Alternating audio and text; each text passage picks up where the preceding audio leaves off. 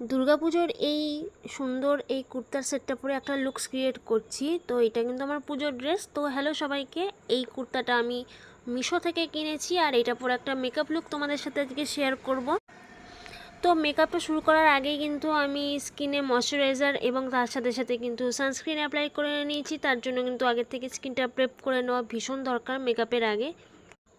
এরপর আমি যেটা ইউজ করেছি সেটা হচ্ছে সুইস বিউটির ইলুমিনেটিং যে প্রাইমারটা রয়েছে রিয়েল বেস, সেটা ইউজ করার পরে আমি এখানে মার্সের বিবি ক্রিম ইউজ করেছি।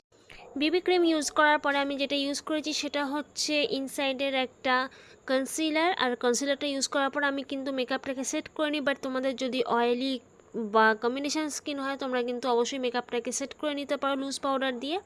তারপরে আমি ব্লাশ অ্যাপ্লাই করার পরে ইউজ করেছি একটা আইশ্যাডো প্যালেট, সেখান থেকে একটা নিউট্রাল শেড আইলাইডে ইউজ করবার পরে আমি এখানে আই মেকআপটাকে কমপ্লিট করছি মাস্কারা এবং ক্রেজ আইলাইনার সুইস বিউটির সেটাকে দিয়ে।